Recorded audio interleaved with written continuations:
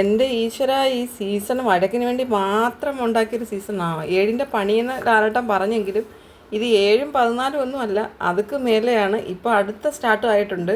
നമ്മുടെ സരികയും റെന ഫാത്തിമയും കൂടാണ്. ഇന്നലെ വന്നപ്പം മുതലുള്ള ഒരു പ്രശ്നമാണ് സരികയെ ഹഗ് ചെയ്തില്ലെന്നുള്ളതാണെന്ന് സരികയുടെ ഇതുവരെയുള്ള പ്രശ്നം. പക്ഷേ ഇപ്പം എന്തോ തമാശ പറഞ്ഞ കൂട്ടത്തിൽ ദിലീപേട്ടൻ്റെ ഒരു കാര്യമാണെന്നൊക്കെ പറയുന്നു. എന്തോ കട്ടൻ ഉണ്ടാക്കുന്നതോ എന്തൊക്കെയോ പറയുന്നു ഇവർ. പക്ഷേ ഭയങ്കര ബഹളത്തിൻ്റെ ഇടയ്ക്ക് വ്യക്തമാവുന്നില്ല.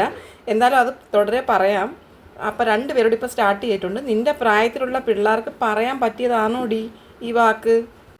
അതെ, ആ ഇടയ്ക്ക് പറയുന്ന കാര്യങ്ങളെല്ലാം ബിഗ് ബോസ് മ്യൂട്ട് ചെയ്യുന്നുണ്ട്. നമുക്കത് മനസ്സിലാവുന്നില്ല കേട്ടോ. ഇവരെന്തൊക്കെയാണ് തെറിയാവാനാണ് സാധ്യത.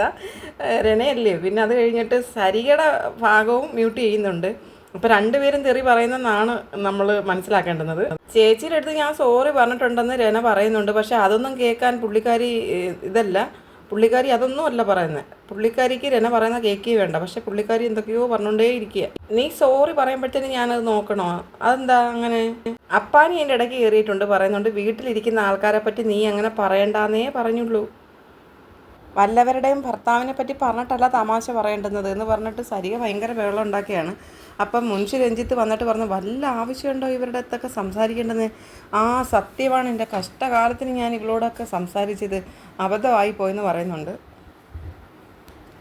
സരികയെ ഏറ്റവും കൂടുതൽ ചൊടിപ്പിച്ചേക്കുന്ന ഒരു കാര്യം എന്ന് പറഞ്ഞു കഴിഞ്ഞാൽ, റെന വന്ന സമയം മുതൽ പറയുന്നൊരു കാര്യമാണ്. ചേച്ചി 3ാമത്തെ ആഴ്ച എവിക്റ്റഡായി പോയ ചേച്ചിയല്ലേ, ആ ഒരു പോയിൻ്റ് പിടിച്ചിട്ടാണ് ഈ വഴക്കുകൾ ഇത്രയും സ്റ്റാർട്ടായിരിക്കുന്നത്.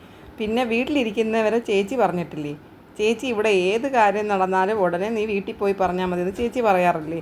ചേച്ചിയോട് ഞാൻ അതിന് സോറി പറഞ്ഞില്ലേ? പിന്നെ ചേച്ചി എന്തിനാണ് വീണ്ടും ഇങ്ങനെ പറയുന്നതെന്ന് പറഞ്ഞിട്ട് രണ ഫാത്തിമ ഭയങ്കര വഴക്ക് നടക്കുകയാണ്. പക്ഷെ രണയുടെ വാക്കുകൾ കേൾക്കാനോ രണ എന്താ ചോദിക്കുന്നത് അതിൻ്റെ റിപ്ലൈ ചെയ്യാനോ സരിക തയ്യാറല്ല. സരികയ്ക്ക് സപ്പോർട്ടുമായിട്ട് അപ്പാനി, പിന്നെ അത് കഴിഞ്ഞിട്ട് നമ്മുടെ രഞ്ജിത്ത്, മുൻഷി ഇവരൊക്കെ സരികയുടെ സൈഡ് പറയുന്നുണ്ട്. ഇവിടെ ഇരുന്നപ്പം തൊട്ട് നീ എന്നെ ഇറിറ്റേറ്റ് ചെയ്യുന്നെന്ന് സരിക പറയുന്നുണ്ട്. 21 ദിവസം നമ്മൾ ആ ബെഡിലിരുന്നിട്ട് ആരെയൊക്കെ പറ്റി സംസാരിച്ചിട്ടുണ്ട്, എത്രയോ പേരെ പറ്റി ചേച്ചി എൻ്റെ അടുത്ത് പറഞ്ഞിട്ടുണ്ട്.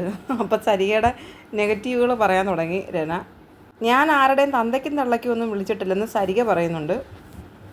അവിടെ അപ്പാനി എന്ന നന്മമരം പറയുന്നുണ്ട്, എടാ പല കളിയാക്കലുകളും പല വാക്കുകളും ചില വ്യക്തികളുടെ മനസ്സിൽ ശരിക്കും കൊള്ളും. നമ്മളുടെ ഇടയിലുള്ള ആ ഒരു സംഭാഷണം വളരെ ഫണ്ണായിട്ട് പോയൊരു കാര്യമാണെന്ന് രണ പറയുന്നു. നീ എന്തെങ്കിലും പറയാൻ പോകുമ്പോൾ ഞാനൊരു തമാശ പറയാൻ പോവുകയാണ് എന്ന് പറഞ്ഞിട്ടാണോ നീ പറയാൻ പോകുന്നത്? സരിക ചോദിക്കുന്നു.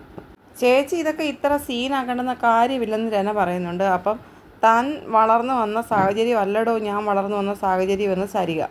ചേച്ചി അറ്റാക്ക് ചെയ്യാൻ വന്നിട്ട് ഒന്നുമല്ല ഞാൻ ഇങ്ങോട്ട് വന്നത്, ഇത് ഇത്രയും വലിയ വിഷയമാക്കേണ്ടുന്ന കാര്യവും അല്ല രണ പറയുന്നുണ്ട്.